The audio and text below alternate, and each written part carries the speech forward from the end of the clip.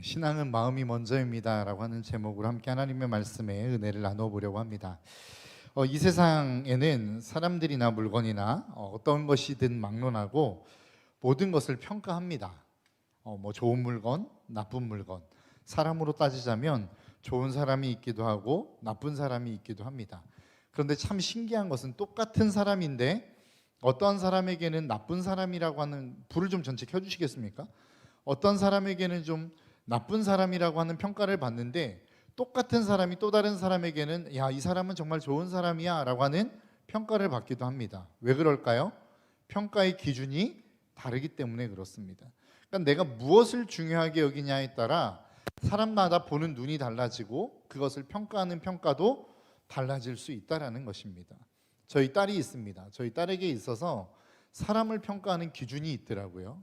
이거는 제가 뭐 이렇게 넘겨짚는 게 아니라 직접 저희 딸이 이야기한 겁니다. 저희 딸에게 있어서 좋은 사람은 어떤 사람일까요?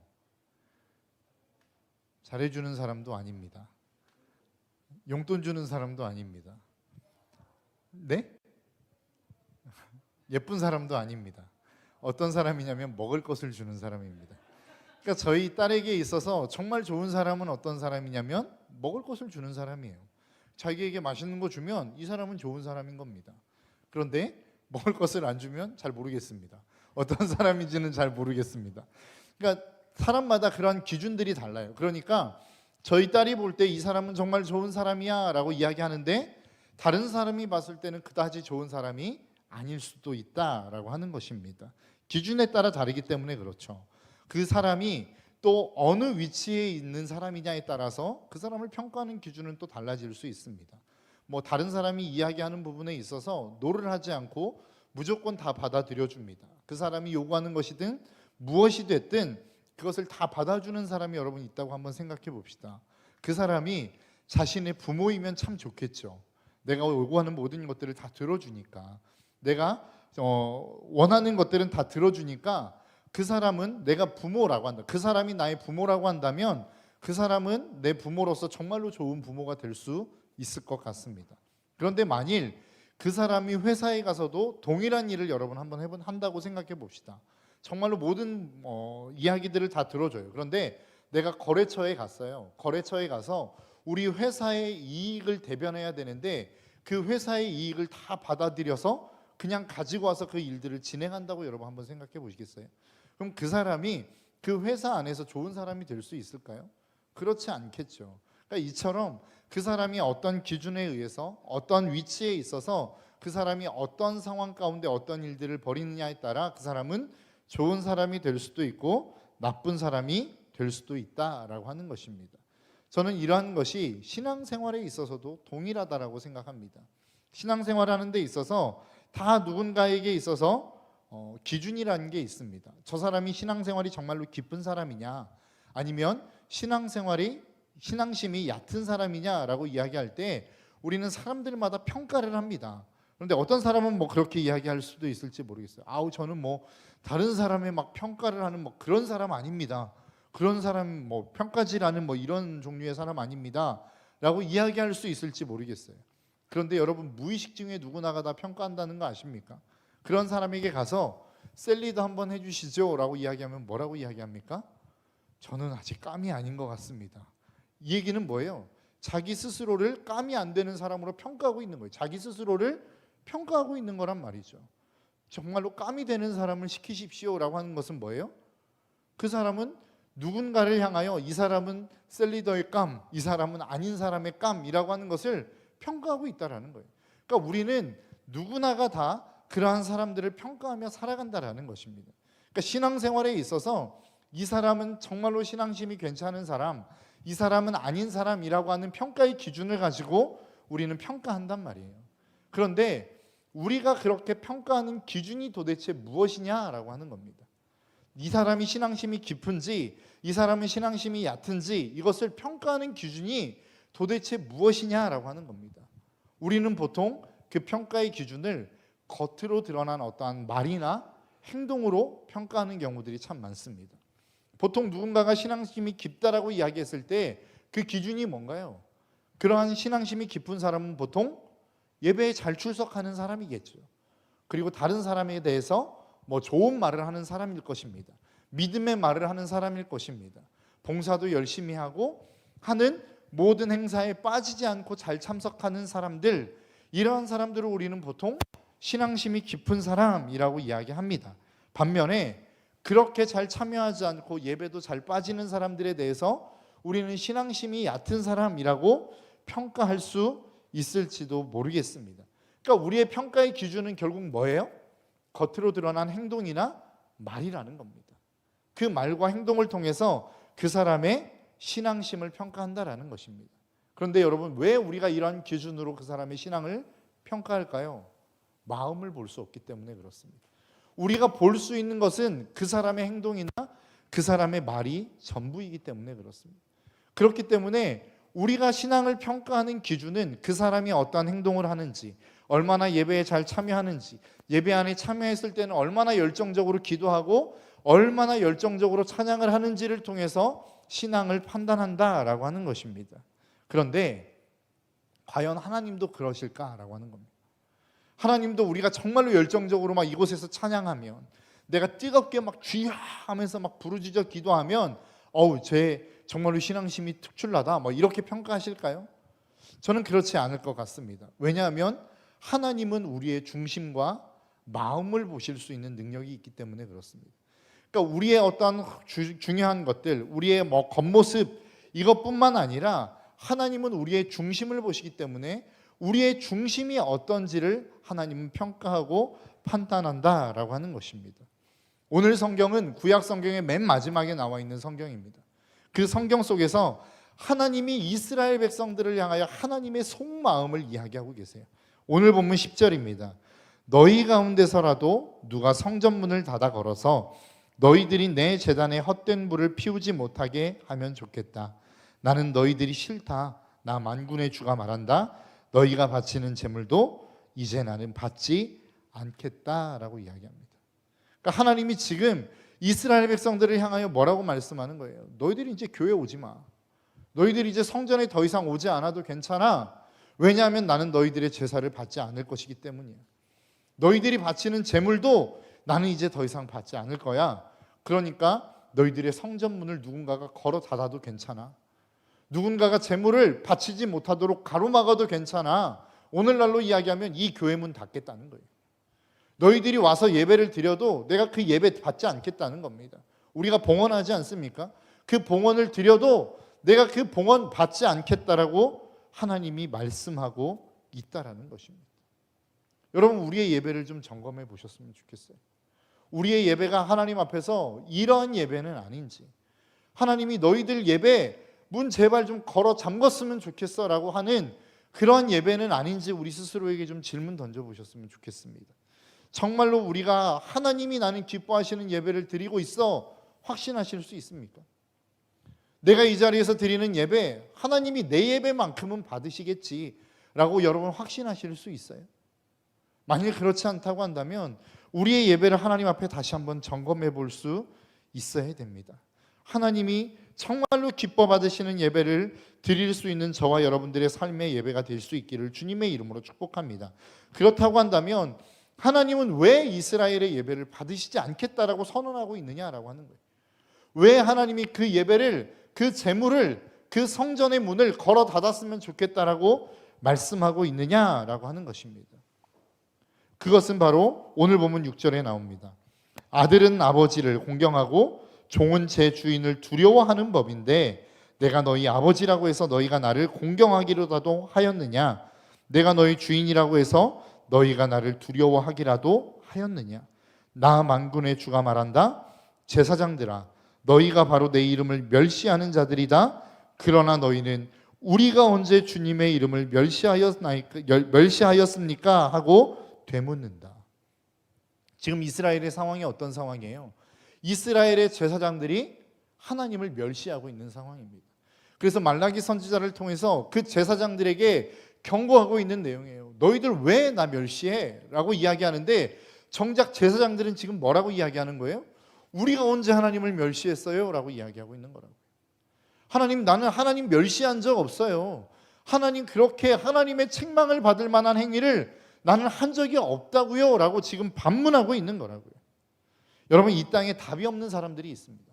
많은 부류의 사람들이 있겠지만 진짜 답이 없는 사람이 누군지 아십니까? 자신의 잘못을 모르는 사람입니다.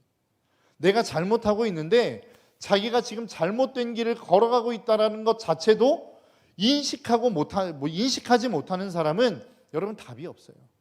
왜냐하면 아무리 이야기해줘도 그 이야기를 듣지 않기 때문에 그렇습니다. 네가 잘못했어, 잘못된 길을 걸어가고 있는 거야 라고 아무리 이야기해도 그 이야기가 들리지 않아요. 그렇기 때문에 답이 없는 겁니다. 야, 지금 네가 행하고 있는 방법 너무 좋은 방법인데 다른 방법도 있어 라고 하는 이 이야기를 들을 수 있는 귀가 없단 말이에요. 왜요? 자기가 최고니까. 그래서 우리의 인생 속에 정말로 답이 없는 인생, 정말로 아무리 이야기해도 그 이야기가 들리지 않는 인생은 누구냐면 자기가 잘못하고 있음에도 잘못하고 있다는 것을 인식하지 못하는 사람입니다. 자기만 옳다고 이야기하는 사람이에요. 자기만 맞다라고 이야기하는 사람이라고요. 그 사람들에게는 아무리 이야기해도 이야기가 들리지 않습니다. 오늘 본문에 등장하고 있는 이스라엘의 제사장들이 그랬다는 거예요. 잘못하고 있어요. 무엇인가 하나님 앞에 책망받을 일들을 하고 있단 말이에요.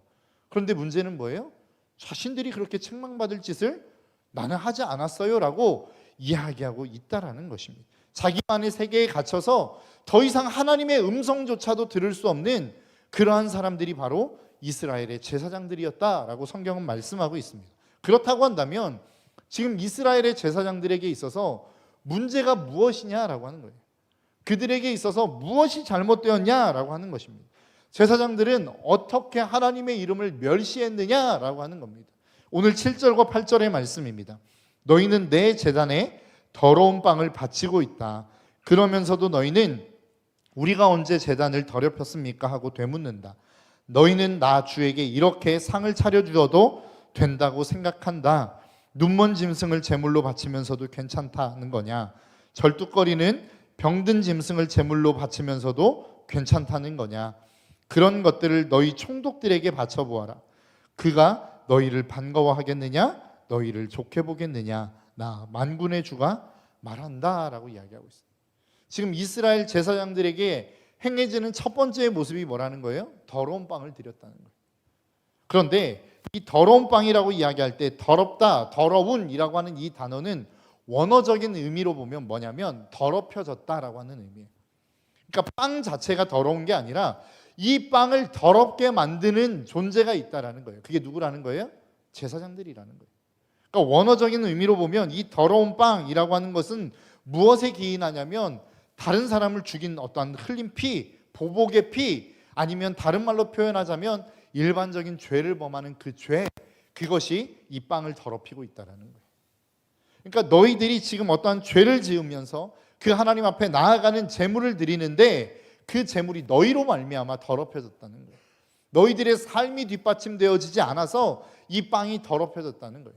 빵에 문제가 있는 게 아니라 너희들의 삶에 문제가 있는 것이라고 말씀하고 있다라고 하는 것입니다. 그것이 오늘 본문에서 이야기하고 있는 이스라엘 백성들, 이스라엘 백성의 제사장들이 범하고 있는 죄라고 성경은 말씀하고 있는 것입니다. 그런데 이 말라기서에서 등장하고 있는 어떠한 잘못되어진 제물, 잘못되어진 제사가 이 말라기에만 등장하는 게 아니라 수많은 선지서들에서 계속해서 나타나고 있습니다. 예레미야 7장에도 똑같은 이야기가 나오는데요. 예레미야 7장 18절의 말씀에 이렇게 이야기합니다. 자식들은 땔감을 줍고 아버지들은 불을 피우고 어머니들은 하늘의 여신에게 줄 빵을 만들려고 가루로 반죽을 하고 또 그들은 나의 노를 격동시키려고 다른 신들에게 술을 부어 바친다라고 이야기하고 있습니다. 그러니까 지금 이스라엘 백성들이 하늘의 여왕에게 줄 빵을 지금 만들고 있다라는 거예요. 온 가족들이 합심하여 그 빵을 만들고 있다라는 것입니다.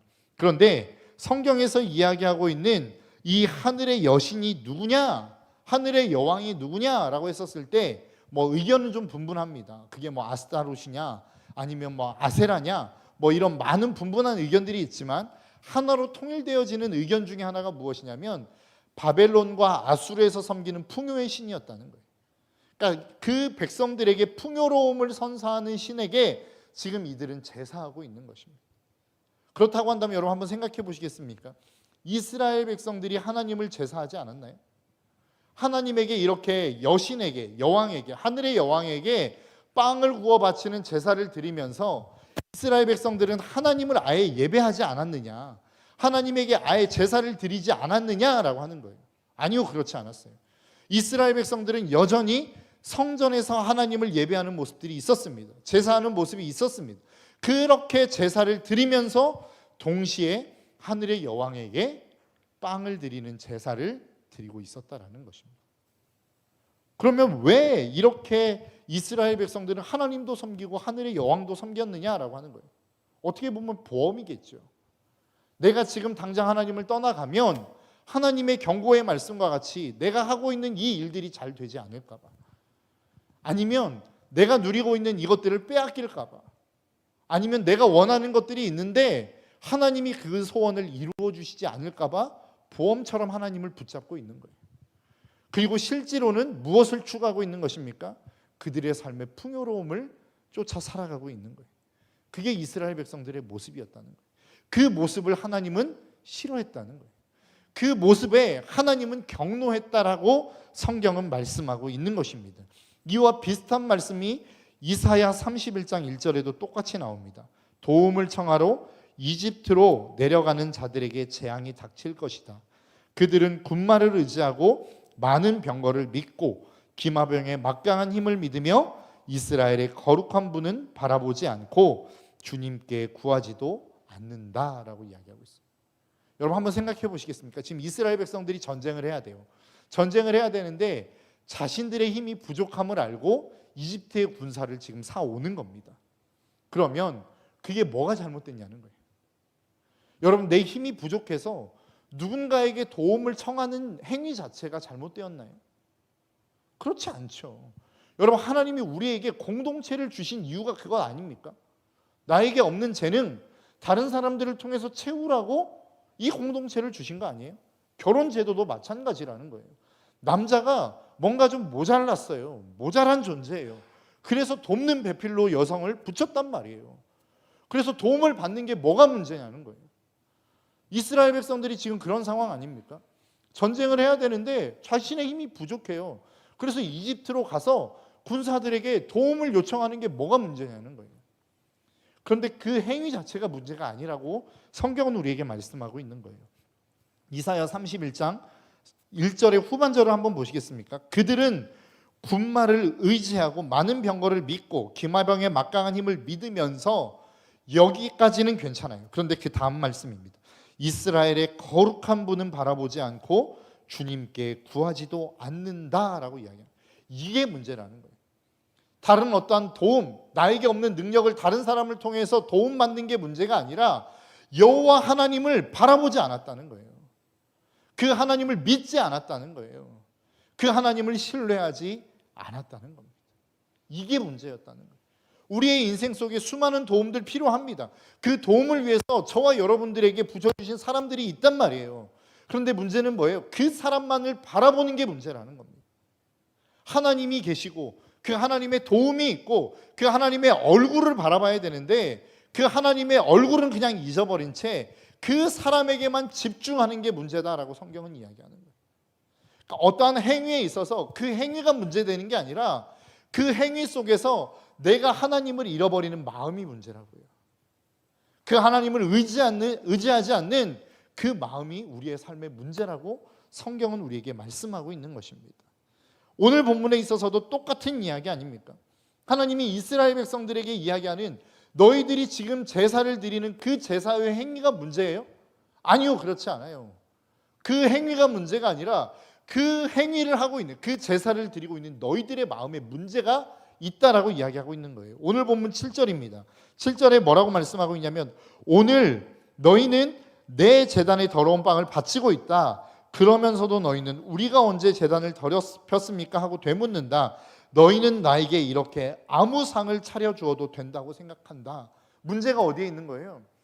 빵을 잘못 드린 것, 빵을 드린 게 문제가 아니라 내가 하나님 앞에 빵을 드리는데 아무런 빵이어도 괜찮다라고 생각하는 그들의 문제, 그들의 마음과 그들의 생각이 문제라고 이야기하고 있는 거라고요. 여러분, 우리가 제사 드리고 이 예배를 드리고 있는 예배는 아무런 문제가 없어요.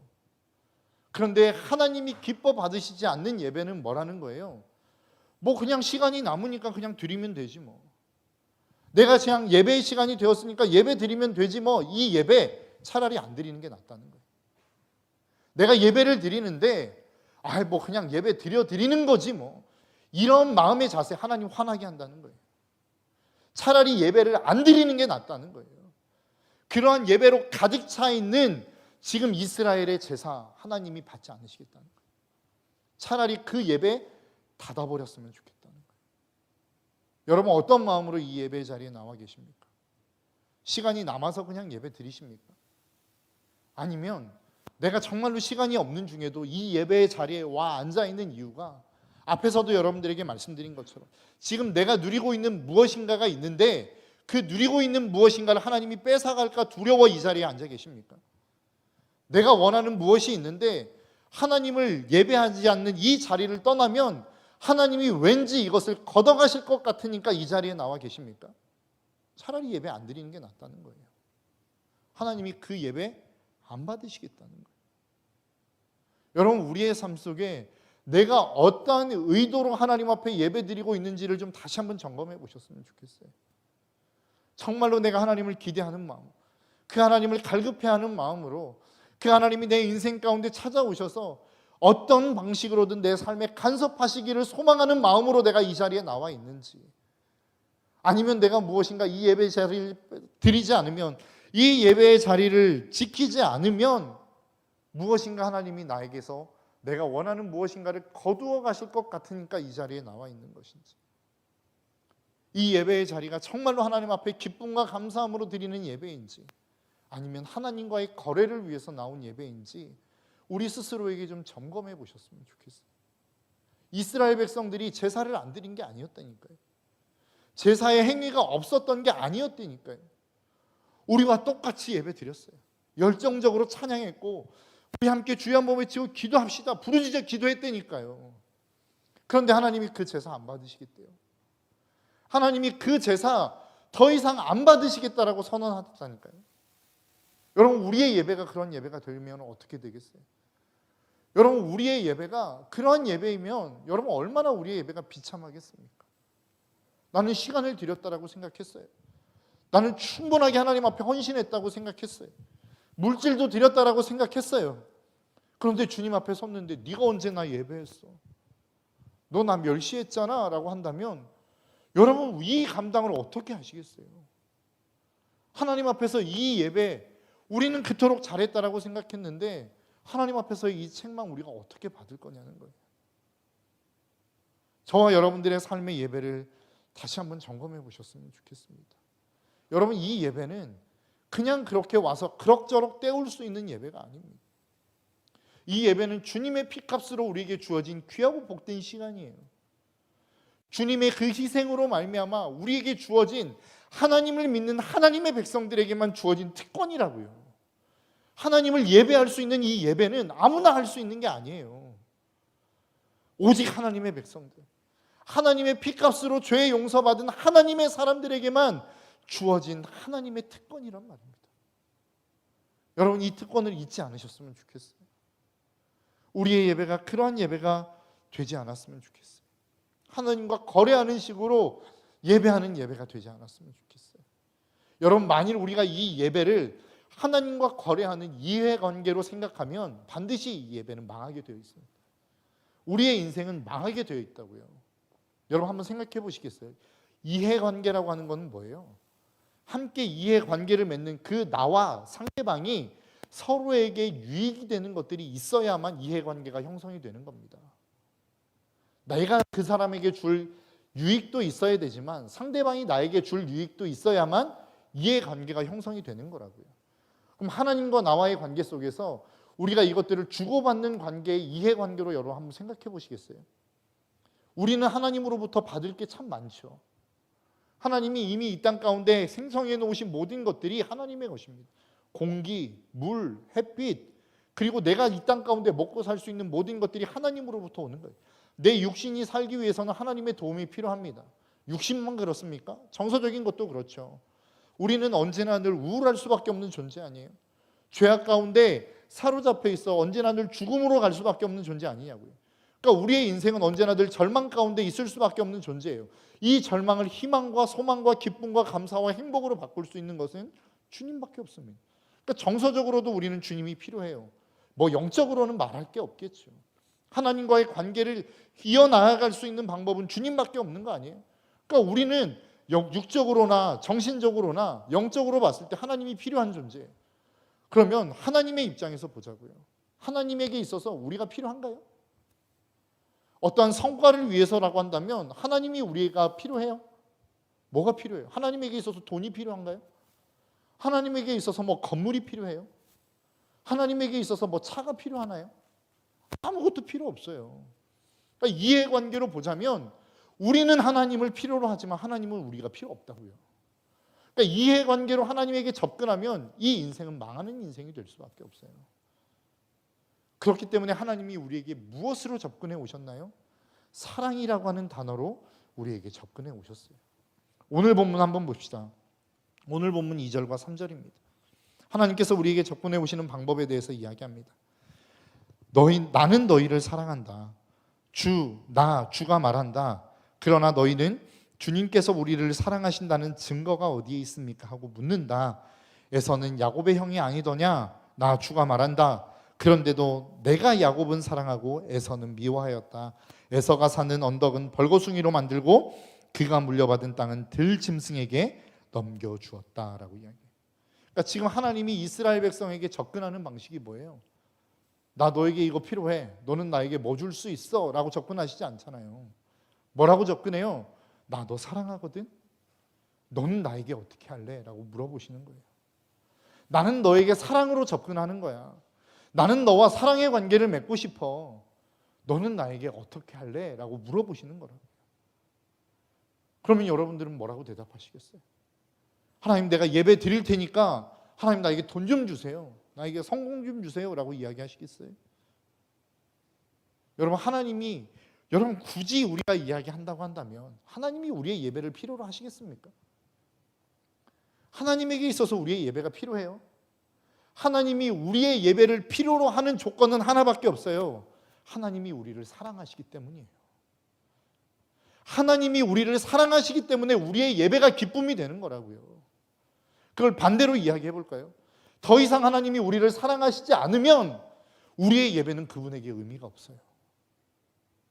하나님과 우리와의 관계에 있어서 사랑의 관계가 끊어지면, 사랑이라고 하는 단어가 빠져버리면 우리의 모든 행위는 하나님에게 있어서 아무런 쓸모없는 것이 된다고요.